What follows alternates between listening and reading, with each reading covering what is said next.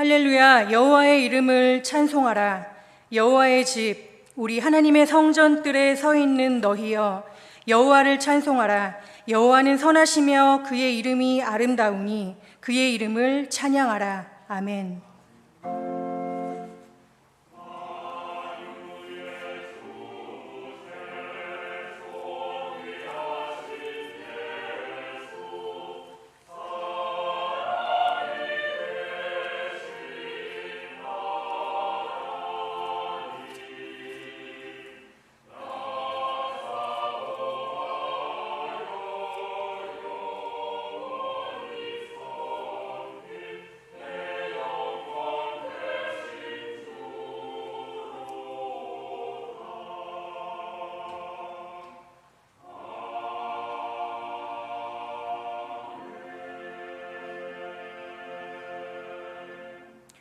하나님 아버지, 내일의 염려와 오늘의 괴로움에 또다시 이기적으로 매몰되어 살았습니다.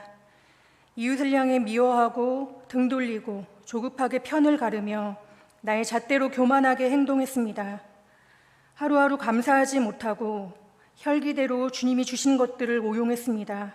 하나님, 우리를 긍휼히 여겨 주시옵소서. 지금은 하나님과 나만이 아는 죄를 침묵으로 고백하며 참회의 기도를 드리겠습니다.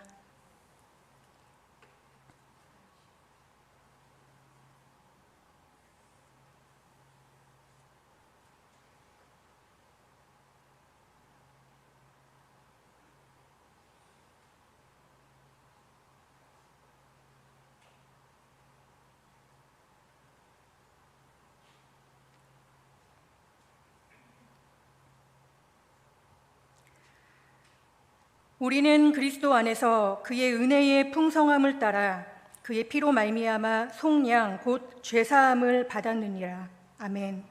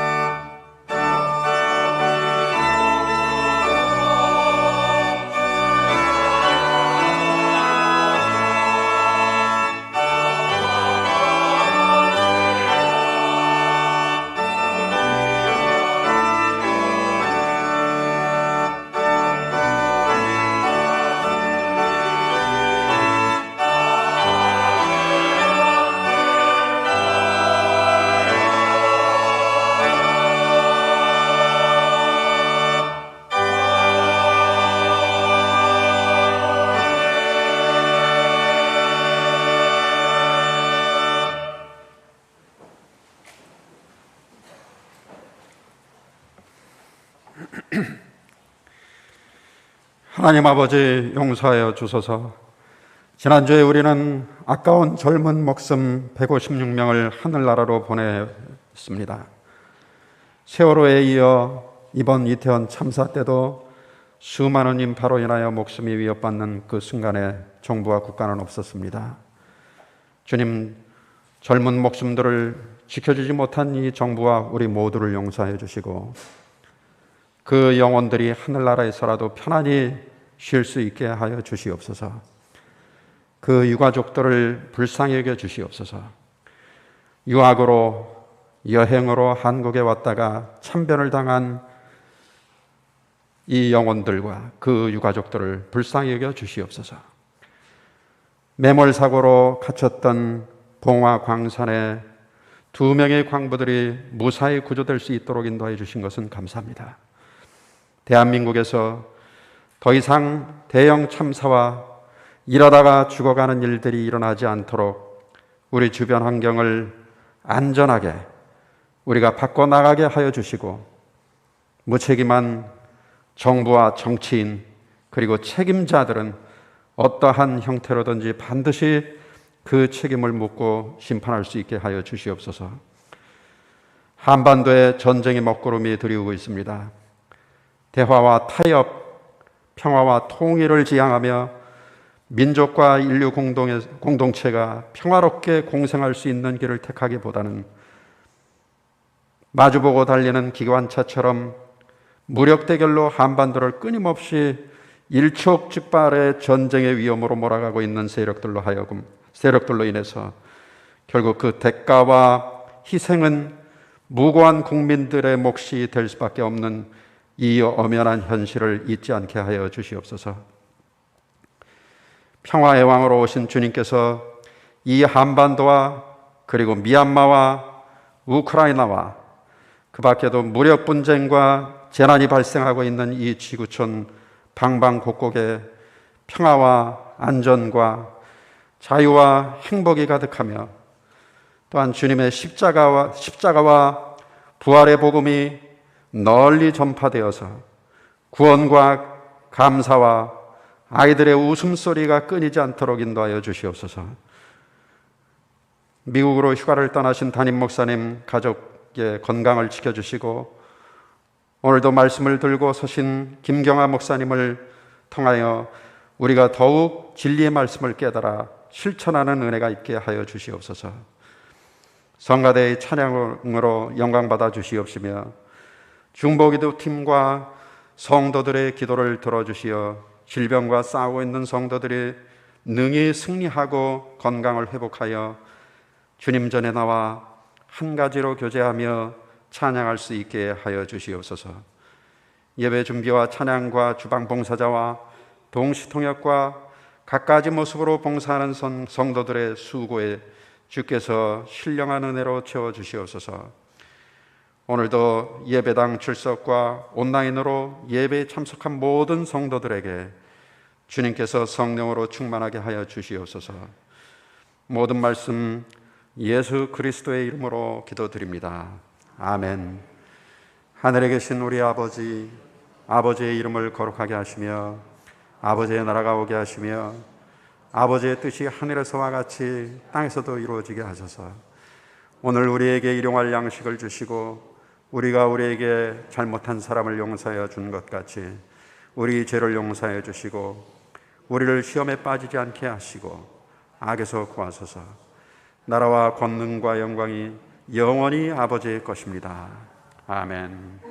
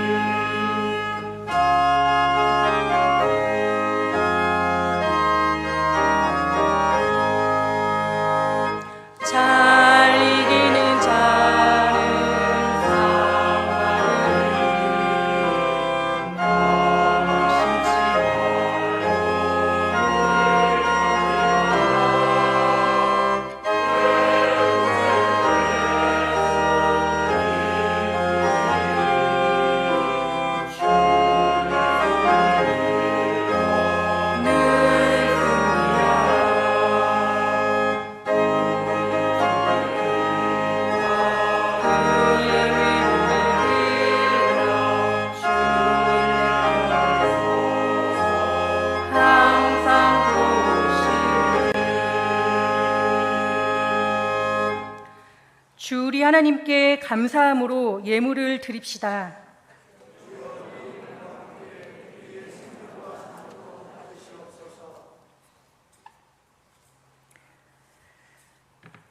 하나님 아버지, 우리의 소유와 또 소유에 담긴 우리 자신을 주님께 드리게 하시니 감사합니다. 이 작은 예물을 주님께 드릴 때 우리의 욕심이 버려지는 그곳에 더 큰 하나님의 나라가 임하게 하여 주시옵소서. 온 교회가 함께 드리는 이 예물이 고된 삶에 주저앉아 있는 신음하는 이들, 병들고 낙심하고 아파하고 실패하고 소망을 잃어버린 모든 이들을 찾아가 그들을 위로하고 일으키는 생명의 양식이 되도록 역사하여 주시옵소서. 감사드리며 예수님의 이름으로 기도드립니다.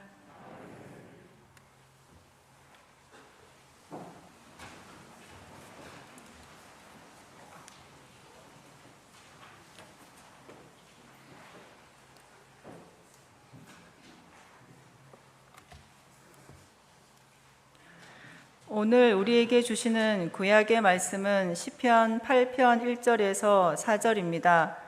구약 성경 808쪽에 있습니다.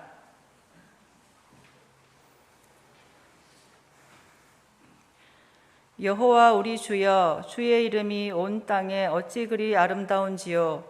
주의 영광이 하늘을 덮었나이다. 주의 대적으로 말미암아 어린아이들과 젖먹이들의 입으로 권능을 세우시며 이는 원수들과 보복자들을 잠잠하게 하려 하심이니이다. 주의 손가락으로 만드신 주의 하늘과 주께서 베풀어 두신 달과 별들을 내가 보오니 사람이 무엇이기에 주께서 그를 생각하시며 인자가 무엇이기에 주께서 그를 돌보시나이까.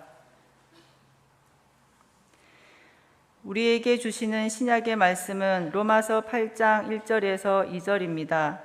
신약 성경 248쪽에 있습니다.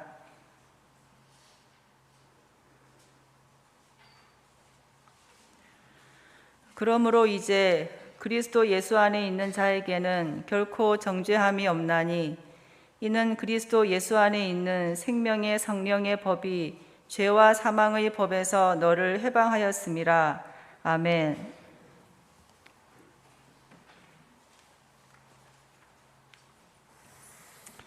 우리에게 주시는 복음서 말씀은 요한복음 8장 1절에서 11절입니다. 신약성경 157쪽에 있습니다. 예수는 감람산으로 가시니라. 아침에 다시 성전으로 들어오시니 백성이 다 나오는지라. 앉으사 그들을 가르치시더니 서기관들과 바리새인들이 음행 중에 잡힌 여자를 끌고 와서 가운데 세우고 예수께 말하되 선생이여 이 여자가 간음하다가 현장에서 잡혔나이다. 모세는 율법에 이러한 여자를 돌로 치라 명하였거니와 선생은 어떻게 말하겠나이까. 그들이 이렇게 말하면 고발할 조건을 얻고자 하여 예수를 시험함이로라. 예수께서 몸을 굽히사 손가락으로 땅에 쓰시니 그들이 묻기를 맞이 아니하는지라. 이에 일어나 이르시되 너희 중에 죄 없는 자가 먼저 돌로 치라 하시고 다시 몸을 굽혀 손가락으로 땅에 쓰시니 그들이 이 말씀을 듣고 양심의 가책을 느껴 어른으로 시작하여 젊은이까지 하나씩 나가고 오직 예수와 그 가운데 섰는 여자만 남았더라. 예수께서 일어나사 여자 외에 아무도 없는 것을 보시고 이르시되 여자여 너를 고발하던 그들이 어디 있느냐? 너를 정죄한 자가 없느냐? 대답하되 주여 없나이다. 예수께서 이르시되 나도 너를 정죄하지 아니하노니 가서 다시는 죄를 범하지 말라 하시니라. 아멘.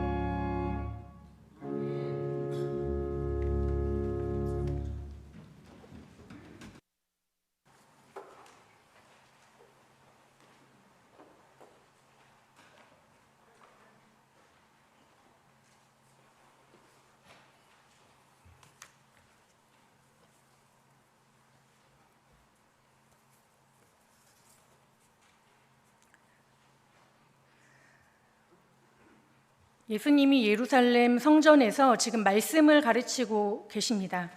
이방인의 뜰, 그러니까 이방인, 유대인 다 들어올 수 있는 성전 마당에서 오늘 우리처럼 사람들이 모여 있는데, 그때 갑자기 뜬금없는 사건 하나가 그 현장에 밀고 들어옵니다. 가늠하다가 현장에서 붙잡힌 여인을 앞세워 군중이 몰려오더니 그 도마 위에 예수님도 올려놓습니다. 이 판국에 무슨 예배냐, 이것부터 해결해봐라 식으로 서기관과 바리새인들이 질문 공세를 펼칩니다. 오늘 함께 읽은 요한복음 본문 4절 5절에 있지요. 예수께 말하되 선생이여, 이 여자가 간음하다가 현장에서 잡혔나이다. 모세는 율법에 이런 여자를 돌로 치라 명하였거니와 선생은 어떻게 말하겠나이까? 예수님께 질문은 던졌어요. 그런데 돌로 치라, 답은 이미 내가 갖고 있습니다.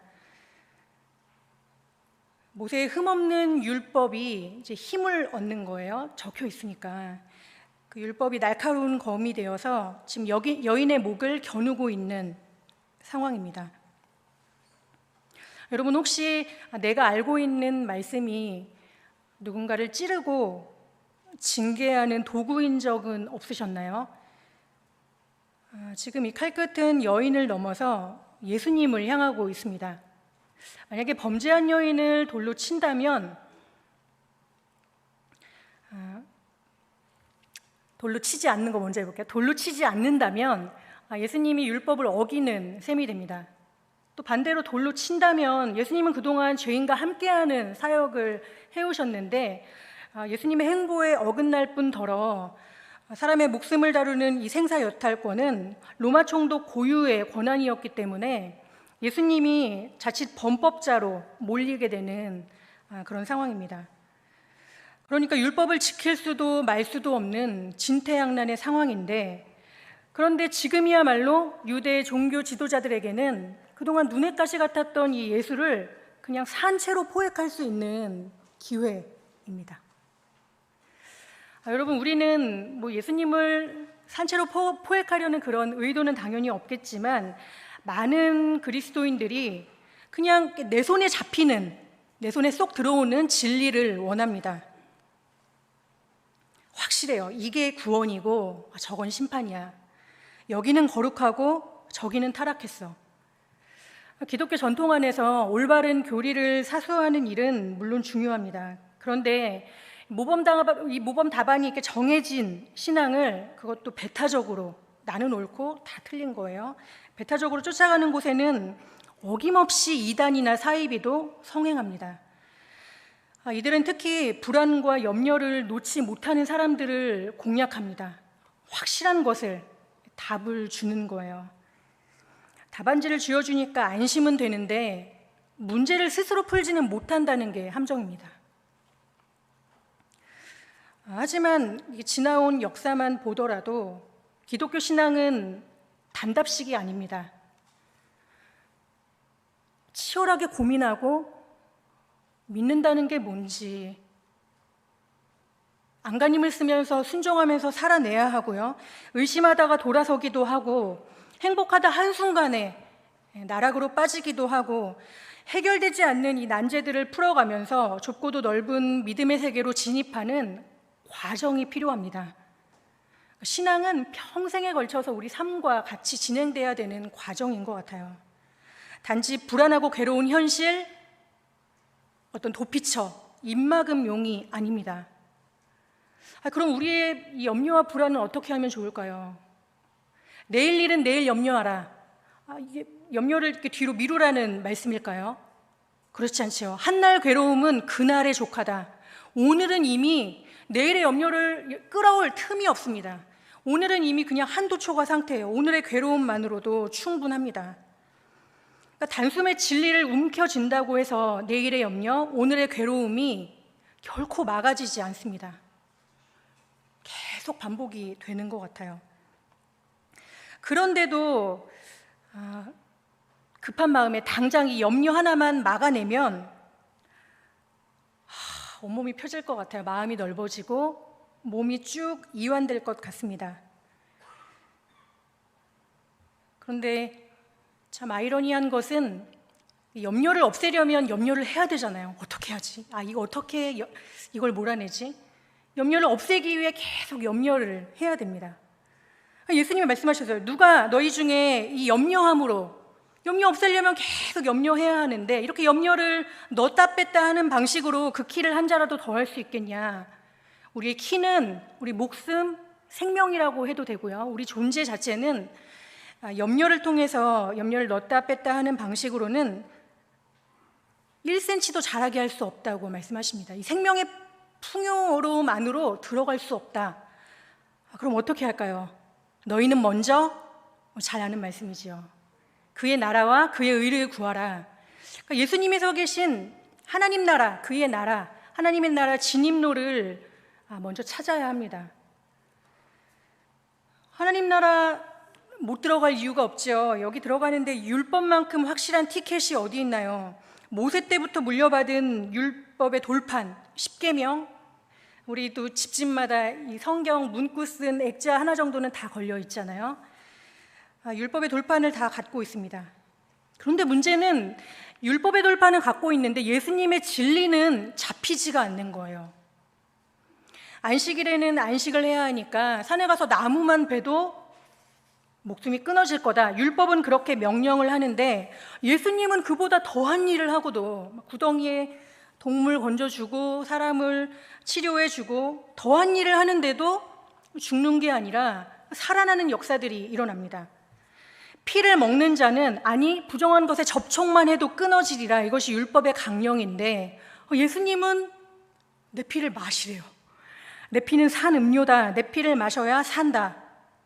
끊어지는 게 아니라 산다. 이러니 유대인의 입장에서는 도무지 예수님과의 간극을 좁힐 수가 없는 겁니다. 건널 수 없는 강이에요. 저기 멀리 예수님의 진짜 액자가 걸려 있는데 건널 수가 없습니다. 이 강 건너편이 그렇게 오리무중인데 희뿌연 상태인데 알다가도 모르겠는데 그때 예수님이 이 와중에 뭐 하시는 거야? 더 궁금하게 만드는 어떤 행동을 취하십니다. 오늘 본문에 나오죠. 예수님이 몸을 굽혀 손가락으로 땅에 무언가를 쓰시니 예수님이 뭐라고 쓰신 걸까요? 몸을 굽혀서 땅바닥에 손가락으로, 구체적이잖아요, 묘사가. 손가락으로 무언가를 쓰셨다. 학자들도 궁금해하는 대목입니다. 지금 예수님 이후에 이제 2000년 지났는데 땅에 뭐라고 쓰셨는지 아무도 모릅니다. 성경은 침묵하고 있어요. 그럴 때 이제 우리의 상상력을 한번 불러와 볼 수 있습니다. 오늘 함께 읽은 시편의 말씀 스크린을 통해서 한번 보시면 시편 8편 3절에 주의 손가락으로 만드신 주의 하늘과 주께서 베풀어 두신 달과 별들을 내가 보오니, 창조주 하나님의 그 손가락으로 지으신 주의 하늘이 펼쳐집니다. 거기에 달과 별도 손가락으로 거셨겠지요. 달과 별도 걸어두셨대요. 창조 세계를 움직이는 이 전능자의 손을 수천 년 전에 그 고대 땅에서 시편 기자가 그걸 바라보고 있습니다. 시편뿐만 아니라 창세기 시작하면서부터 이 창조주의 손길은 계속되지요. 하늘을 펼치고 땅을 만들고 사람을 지으시고, 하늘과 땅이 만나고 하나님과 사람이 연결되는 그 지점마다 하나님의 행위, 하나님께서 하신 창조주의 행위를 나타내는 상징으로 주님의 손과 발이 구약에서부터 약동합니다. 주님의 손 우리 한번 살펴봤으니 한번 지금 우리의 손을 한번 들여다볼까요? 땅으로 시선을 돌려서 우리의 손은 어떤지 한번 보면, 지금 여인을 둘러싼 이 군중들은 저마다 손 씻기 바쁩니다. 왜냐하면 자칫 이 여인 부정함에 연루됐다가 나도 문매를 맞기 십상이기 때문입니다. 나도 돌맞을지 모르는 거예요. 이 여인 옆에 지금 아무도 없습니다. 근데 이상한 건 최소한 여인 옆에 한 사람은 더 있어야 되잖아요. 음행 현장을 그냥 덮친 거면, 그 현장이 발각된 거면 여인의 파트너 한 명쯤, 이 남성은 있어야 되는데 지금 그마저도 이 본문에서는 찾기가 어렵습니다. 예수님을 시험에 빠뜨리기 위한 그 수뇌부와 도모를 한 후에 이 남성이 자취를 감추는 건지 아니면 똑같이 범죄했는데 그냥 재빠르게 진짜 발빠르게 도망을 하는 건지 알 길이 없습니다. 어쨌든 이 여인 혼자 끌려왔고 나는 안 걸렸으니 이 여인의 반대편 다 돌 하나씩 들고 있는 이 정의의 대열에 몸을 숨기고 있는지도 모르겠습니다. 지금 무슨 사건인지는 다 알겠죠. 모인 사람들이 어쩌다가 저 재수없게 혼자 걸렸대. 그래도 그렇지 난 저렇게 살지는 않는다. 끌려와도 마땅하다. 너도 나도 지금 손털기에 여념이 없습니다. 그런데 이때 예수님은 이상한 행동을 취하시는 거예요. 오히려 자기 손을 손 터는 게 아니라 땅에 갖다 대십니다.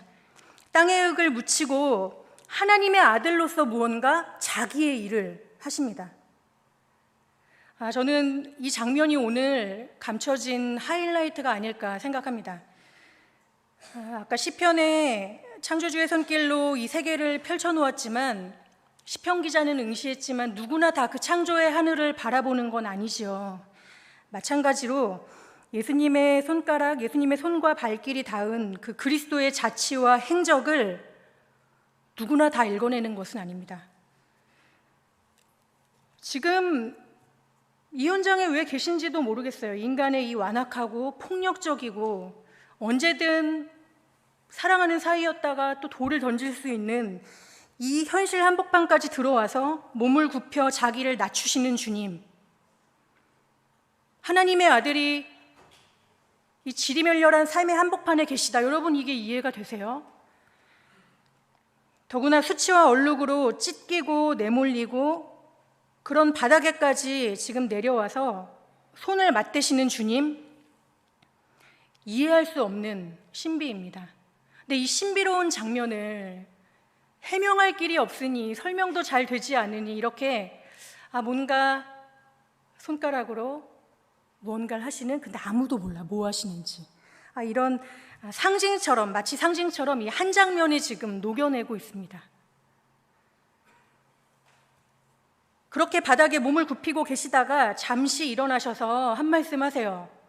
너희 중에 누구든지 죄 없는 자가 먼저 돌로 쳐라. 죄 없는 자가 먼저 돌로 쳐라. 너나 잘해라, 너나. 네 죄를 네가 알렸다. 만약에 이런 의도였다면 예수님이 막 거기서 호통 치셨겠죠. 죄 없는 자가 돌로 쳐라. 그런데 저는 예수님이 그렇게 가볍게 손 툭툭 털고 일어나서 막 군중을 호령하셨다고 생각하지 않습니다. 왜냐하면 예수님은 지금 여인과 나란히, 어깨를 나란히 하고 계세요. 예수님이 처한 자리는 여인 못지않게 지금 막다른 골목입니다. 예수를 시험하려 하고 모함하려 하고 잡으려 왔으니 예수님도 지금 그 막다른 골목에서 아마 나지막히 말씀하셨을 것 같아요. 죄 없는 자가 돌로 쳐라. 이건 뭐 작게 말한들 크게 말한들 들리겠습니까? 들리지 않습니다. 어차피 뭐 예수님 잡으러 왔기 때문에 예수님이 무슨 말씀을 하셔도 일단 들리지 않아요. 그런데 그 자리에서 예수님이 하나님의 아들로서 하신 대단한 일은 그들에게 호통친 것이 아니라 그냥 그 자리를 피하지 않으신 것뿐입니다. 예수님도 지금 성경 공부하다가 이게 난데없이 막 평지풍파 일어난 거잖아요. 예배 중인데, 거룩한 예배 중인데 복은 받지 못할 망정 지금 사람들이 잡으러 왔으니, 그런데 예수님도 그냥 그 거절과 위협, 시련들을 그냥 오롯이 겪어내셨습니다. 거기에서 예수님이 할 수 있는 일은 그냥 그 여인 옆에서 몸을 굽히고 계시는 게 전부였습니다. 그게 전부였어요. 여러분, 신앙생활이 뭘까요? 우리가 믿음으로 일상을 살아간다는 게 무슨 뜻일까요? 얼마나 대단한 믿음으로, 순교자의 정신으로, 세상의 빛과 소금으로 여러분 그렇게 살아내고 계신가요? 사실은 이 몸을 굽히는 게 전부일지라도 지금 그 곁에 아무도 없는 한 사람, 누군가의 곁에 그 옆에 그냥 함께 있어주고, 당장에는 예수님도 이해 못할 상황인데 나를 왜 잡으러 왔는지, 또 이 여자가 지금 예수님이랑 무슨 상관이야, 지금 알지도 못하는, 이름도 모르는 여자여 이렇게 부르는 사람인데 이해 못할 상황이라도 그냥 침묵하고 기다려주고 거기에 손을 맞대시고 돌보아 주는 것, 누구와 함께 있어주고 그를 돌봐주고, 여러분 이게 대단한 일일까요? 소소한 일일까요? 혹시나 이 대단한 일을 소소하게 하고 계신 분이 이 자리에 계시다면 그분은 하나님의 아들입니다. 우리 교회에 없어서는 안 될 가장 필요한 분이에요. 여러분, 그런 분 교회, 장로님, 목사님, 권사님, 딱 떠오르는 분 계세요? 거기 가면 내 마음이 쉼을 얻지. 사실 찾기 힘듭니다. 그런데 돌 던지는 분은 찾기 쉬워요. 왜냐하면 돌을 던지는 건 너무 쉽기 때문입니다. 그냥 세상 다 인정하는 어떤 나쁜 놈 한 사람, 죄인 한 명만 있으면 나머지 전부는 죄 없는 자가 됩니다. 인간의 죄는 상대적이기 때문에 내가 저 사람보다는 낫지가 되는 거예요. 거기에 긍휼한 마음도 있어서 나는 뭐 당장 돌 던질 마음까지는 없어. 그럴지라도 그냥 어느 순간 표적이다 싶으면 우리 안에는 언제든 돌을 꺼낼 수 있지요. 돌들이 쌓여 있습니다. 언제든 돌을 쥐어듭니다. 꼭 행동이 아니더라도 돌을 그 사람은 맞추지 않더라도 말로든 생각으로든, 생각 속에서는 얼마나 자유롭게 던질 수 있어요. 저 인간 또 그런다, 그냥 바로 던지면 되잖아요. 내가 또 맞았다, 맞은 만큼 던져줘야죠. 맞은 만큼 던지고 던진 만큼 장전해야 됩니다. 돌 떨어져서 없으면 계속 채워놔야 돼요. 여러분, 이 돌을 안 던진 사람 있을까요? 아니요, 안 던질 수도 없고 누구나 다 던지니까 안 맞을 수도 없습니다. 피할 수도 없어요. 여인도 예수님도 이 돌에 맞았습니다. 오늘 본문에는 돌에 맞았다는 게 명시가 되어 있진 않아요. 그런데 분명히 돌에 맞았습니다. 아니요, 돌에 맞는 것 이상으로 예수님은 율법의 심판대로, 이들이 율법을 가지고 왔잖아요. 율법의 저주, 율법의 심판대로 십자가에 달려서 돌아가셨습니다. 하나님의 아들도 살아있을 때나 영웅이지, 죽었는데 그 곁에 누가 있겠어요? 십자가에 달리면서 예수님 공생의 대부분의 행적들은 다 지워지고 삭제됐습니다. 3년 동안 동고동락했던 제자들도 다 뿔뿔이 흩어진 마당에 뭐가 남아있겠어요? 전부 다 지워지고 삭제됐습니다. 오늘 본문도 성경을 가지신 분 보시면 오늘 요한복음 11절까지 8장 1절 그 앞절, 요한복음 7장 53절부터 8장 11절까지 이렇게 꺽쇠 괄호로 되어 있어요. 이 본문이 통째로, 초기 요한복음 주요 4본에는 통째로 빠져 있었습니다. 그러다가 수십 년, 제가 알기로는 100년 이상 그 시간이 지난 후에 이 정경 안으로 다시 들어왔습니다. 여기 어떻게 다시 들어왔을까요? 당시 현장에 있던 사람들 다 불러 모아서 막 증언을 다시 모아봤을까요? 그때 사건들이 그렇게 하면 복원이 될까요? 아니요, 각자의 기준, 각자의 정의 다 저마다 가지고 있는데 그거 한데 뭉쳐놔봤자 그 알량한 양심으로는 또다시 그 현장을 하나씩 등 돌리고 빠져나가지, 당시에 예수님이 땅에 어떤 기록들을 적으셨고 펼쳐내셨는지 아무도 읽어내지 못합니다. 오늘 본문의 9절 말씀을 한번 보겠습니다. 그들이 빠져나가는 장면이 기록되어 있는데, 그들이 이 말씀을 듣고 양심의 가책을 느껴 아무리 양심에 찔려도 거기 남아있지 않죠. 어른부터 시작하여 젊은이까지 하나씩 나가고 오직 예수와 그 가운데 섰는 여자만 남았더라. 둘만 남았습니다. 이렇게 사람들이 하나둘 다 빠져나가는 사이에 예수님이 오늘 본문에 보면 이 9절 바로 윗절 8절에 다시 한번 몸을 굽혀서 손가락으로 땅에 쓰십니다. 아까는 사람들 모여 있었으니까 이렇게 끄적끄적 한다고 하는데 지금은 다 빠져나가고 등 돌리고 있는 상황인데 다시 한번 이걸 쓰세요. 여러분, 이 장면이 이 성경에 2번 반복된 이유가 있겠지요. 창조주 하나님이 손가락으로 이 펼쳐놓으신 창조의 하늘, 그리고 예수님이 죽으시고 승천하셔서 부활하신 또 그 생명의 하늘, 부활의 하늘, 다 등 돌리고 하나씩 빠져나가고 모두가 피할 때 누군가는 홀로 주목한 사람이 있다는 겁니다. 다시 한번 몸을 굽혀서 손가락으로 땅에 쓰실 때 그걸 읽어냈어요. 누가요? 오늘 나오죠. 오직 예수와 그 가운데 섰는 여자만 남았더라.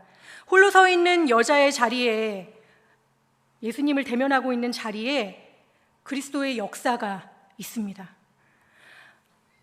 이 본문이 빠져있는 그 수백 년의 역사 동안 많은 그리스도의 교회들이 아마 그 창조주의 손가락, 주님이 하신 그리스도의 행적들, 부활의 하늘을 읽어냈을 거예요. 그 증언들이 모여서 오늘 본문을, 말씀을 다시 정경으로, 생명의 복음으로, 말씀으로 집어넣고야 말았습니다. 이 여인은 사실 끌려와서 가운데 있는 동안에 뭐 계속 고개 떨구고 있었겠죠. 누굴 쳐다보겠어요. 자신을 봐도 내가 한탄스럽고 이 죄책감에 그냥 묶여 있고, 또 세상 어디를 들여다봐도 뭐 같이 사랑을 나누던 사람조차 곁에 없으니 누구한테 마음을 의지하겠어요? 고개를 떨구고 시선 둘 곳을 찾지 못하던 여인이었는데 지금 눈을 들어서 하나님의 아들을 대면하고 있습니다. 여러분, 신기하지 않으세요? 아무데도 눈돌 곳이 없는, 심지어 가족도 주위에 없던 여인이었는데 마치 세상에 고립된 것 같은 여인이 지금 눈을 들어서 하나님의 아들을 보고 있습니다. 도대체 여인이 뭘 본 걸까요? 그리고 수천 년 동안 교회들은 어떤 생명의 역사를 주목하고 읽어내려가고 성경을 증언을 했던 걸까요? 여전히 모르겠어요. 예수님이 2번, 3번, 아니 수억 번 몸을 굽혀서 무슨 일을 행하셔도 우리가 그 행적과 자취를 읽어낼 재간이 없습니다. 성경은 그때 여인이 그때 이런 일이 있었대, 이렇게 사건 한 토막 툭 가지고 와서 신문기사처럼 기승전결 깔끔하게 그런 보도하는 책이 아니죠. 역사책도 아니고 과학책은 더더욱 아닙니다. 성경은 그냥 아차하는 순간에 또 죄를 범한, 근데 계속 바닥을 갱신해요. 그 죄악의 깊이, 계속 이 어둠과 죄악과 씨름하는 그 깊이들을 계속 길어 올리는 게 성경의 일입니다. 그게 성경에 담겨 있어요. 너무 신기한 것 같아요. 다윗 왕도 간음을 저지르고 살인을 하고 모든 걸 거르지 않고 인간 안에서 그냥 그 침체되어 있는 것들을 계속 휘젓고 보게 하고 토설하게 하고, 그것뿐 아니라 손에 돌을 쥔 이상 끝까지 따라가야 되죠. 누구에게라도 던지고 처단을 해야 속이 후련한 이 살인의 역사들, 살인의 추억들, 이것들을 성경에 담아냅니다. 또 예수님조차 피할 수 없는 이 인생의 이 쓰나미 같은 고난과 굴곡들, 이런 것들을 다 신앙의 언어로 담아내고 있습니다. 그러니까 신앙은 너무 놀라운 거예요. 신앙으로만 이 신앙의 언어를 해석할 수 있고 주님과 눈을 맞출 수 있고 고백할 수 있습니다. 그런데 우리의 신앙은 꾸준하지가 않지요. 그냥 믿음이 소실되는 순간에는 이런 암울한 현장들만 목격하다가 그냥 거기에서 우리의 믿음도 같이 멈춰버립니다. 믿어봐도 소용없더라. 야, 교회는 뭐 세상과 다르냐. 거기는 더 인간들 더 심하다. 그냥 거기에서 믿음이 멈춰버리는 거예요. 그런데 성경은 거기에서 그냥 조명이 꺼지지 않습니다. 이 마지막 무대 조명이 끝끝내 마침내 어디를 향하냐. 오직 예수와 그 가운데 섰는 여자만 남았더라. 여자 외에는 아무도 없는 자리, 예수를 주목할 수 있는 자리, 예수님과 여인이 마주선 그 자리를 성경이 조명합니다.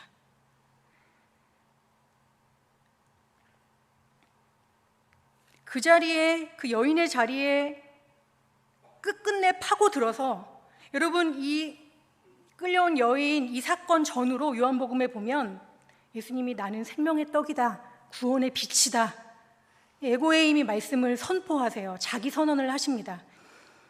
이 암울한 현장에서 생명의 떡을 먹고 구원의 빛을 본 교회의 증언이 요한복음에 계속 펼쳐지는 거예요.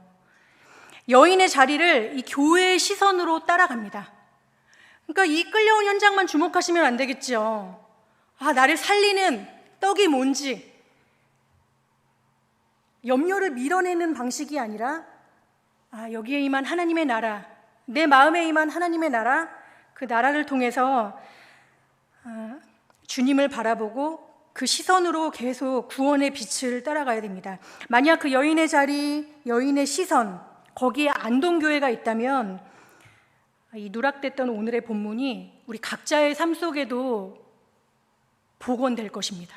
성경에는 들어왔지만 여러분 각자의 삶에 아직 누락된 분 많을 거예요. 이게 들어오면 나의 이 암울한 현장, 그때 이제 빛이 비춰옵니다. 구원의 빛, 생명의 떡, 그 생명의 풍요함 안으로 들어가는 것이 무엇인지, 이 죽음과 고통의 역사를 뚫고 나온 생명이 오늘도 나를 이끌어 가시는구나. 끌려온 현장이 아니라 거기에 새로운 뭔가 레드카펫이 깔리는 거예요. 똑같은 삶인데 새로운 길을 걷는 것입니다. 그렇게 이 본문이 우리 모두의 삶에 복원되면 좋겠습니다. 마지막으로 이 교회를 향해서 예수님이 말을 걸어오십니다. 여자를 향해서 말을 걸어오시는 건데 예수님과 단독으로 이렇게 남게 되니까 더 깊은 대화가 시작이 되는 거예요. 오늘 본문 10절과 11절인데요. 여자여, 이름을 모르시는데 그냥 부르세요. 우리를 부르시죠. 여자여, 너를 고발하던 그들이 어디 있느냐? 너를 정죄한 자가 없느냐? 대답하되 주여 없나이다. 왜 없어요? 다 지금 마을에 다 흩어져 있는데, 지금 돌 언제든지 또 가다가도 만날 수 있는데 주여 없나이다. 여자가 이렇게 말합니다. 그 여자는 지금 던지던 사람들, 이 막 지옥 같던 세상을 보고 있는 게 아니라 새로운 걸 보고 있습니다. 주여 없나이다. 예수께서 이르시되 나도 너를 정죄하지 아니하노니 가서 다시는 죄를 범치 말라. 어떻게 살아야 할지도 예수님이 당부를 하십니다.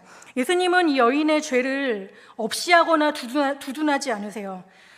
다시는 죄를 범하지 말라 한 걸 보면 이 여인은 분명히 죄를 범했고 잘못을 저질렀고 또 다시는 그러지만 하는 걸 보면, 다시는 이라고 하신 걸 보면 뭔가 고질적인 습관과 죄, 또 연약함을 가진 사람입니다. 또다시 넘어질 가능성도 있는 거예요. 그런데 분명한 것은 당장이라도 이 도리 나라들 현장에서 그 이면, 죽음을 넘어선 용서와 자비도 경험했다는 게 사실입니다. 믿음의 예배를 지금 드리고 있는 거예요. 끌려온 현장에서 주님과 대화하고 더 깊이 기도하고 믿음의 예배를 드리고 있습니다. 이 은총을 따라서 여러분, 이 여인도 이제 가서 다시는 죄를 짓지 않는 생활을 하려고 안간힘을 쓰겠지요. 이 은총의 빛을 따라서 일상으로 복귀하는 거예요. 여러분, 우리도 또다시 집구석으로 돌아가는 게 아니라 은총의 빛을 따라서 여러분 일상으로 돌아가시면 됩니다. 믿음으로 걸어갈 우리의 모든 길마다 주님께서 친히 손과 발을 맞대고 우리와 어깨를 나란히 하고 계시다는 걸 꼭 기억하셨으면 좋겠어요. 새로운 한 주간 은총으로 열린 그 새로운 길을 또 힘내서 용기 있게 걸어가시기를 축복합니다. 기도하겠습니다. 하나님, 끊임없는 염려와 불안과 괴로움 속에 좌절하고 고개 숙인 우리들을 찾아오시고 만나주시고 품에 안아주시니 감사합니다. 우리 곁에서 몸을 굽히고 손을 맞대시는 주님을 믿음으로 바라보게 하시니 감사합니다.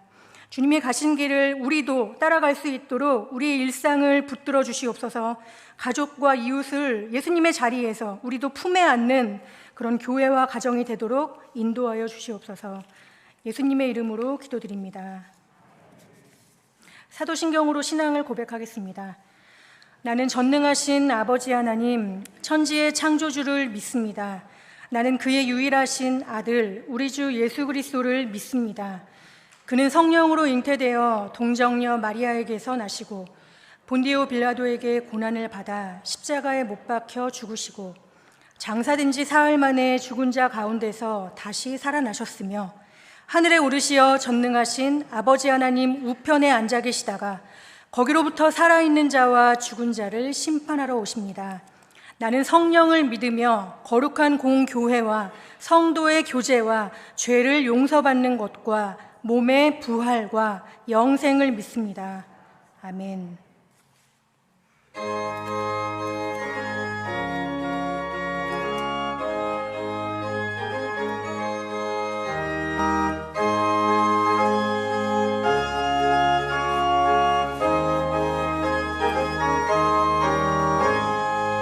주의 친절한 발에 안기세 우리가 원하리니 항상 기쁘고 기도를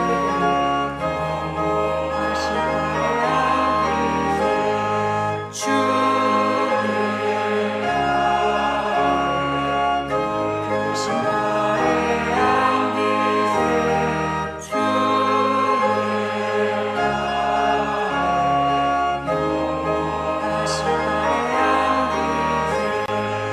날이 갈수록 주의 사랑 강하게 비치고 천성만은 편히 가는 다시 발에 안기세 주의 나를 크신 발에 안기세 주의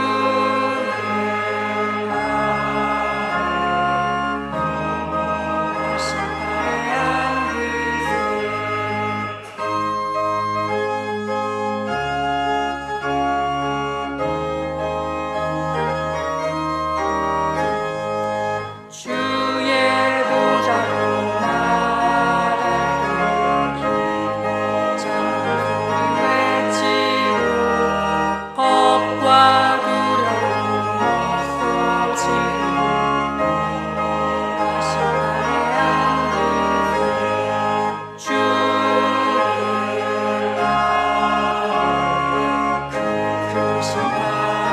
안기세 주의 나를 크신 발에 안기세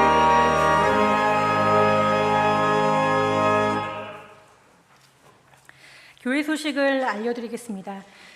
예배 자리에 나온 모든 분들을 먼저 주님의 이름으로 환영합니다. 구역 연합 예배가 이번 주가 아니라 이번 달 셋째 주일 20일 오후 1시 30분에 본당에서 진행됩니다. 오늘 2부 예배 직후에는 각국 재직회가 있습니다. 다음 주일에는 예산안 심의를 위한 예결산 위원회 모임이 있고 또 1대1 제자 양육자 모임도 다음 주 오후 1시 기도실에서 모이겠습니다. 지난주에 30일에 사랑의 맞잔치를 잘 마쳤습니다. 수익금 400만 원은 전액 장학기금으로 사용됩니다. 참여해 주신 모든 성도분들께 감사의 인사를 드립니다. 이제 자리에서 일어나겠습니다.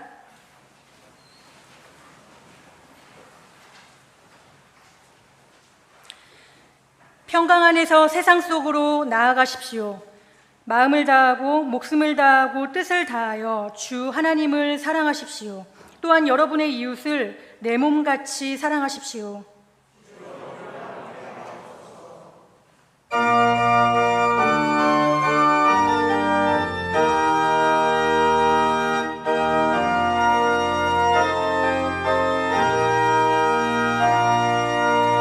주님의 평화가 우리의 만남 속에 넘치게 하소서.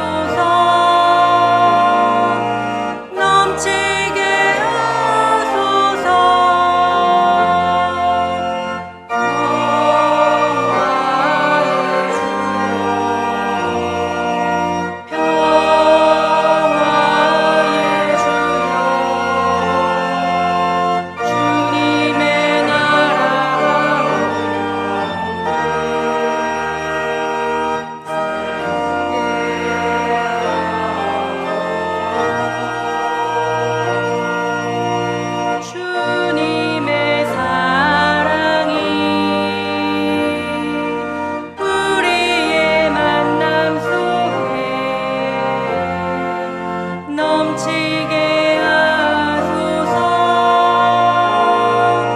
넘치게 하소서 사랑의 주여 사랑의 주여 주님의 나라가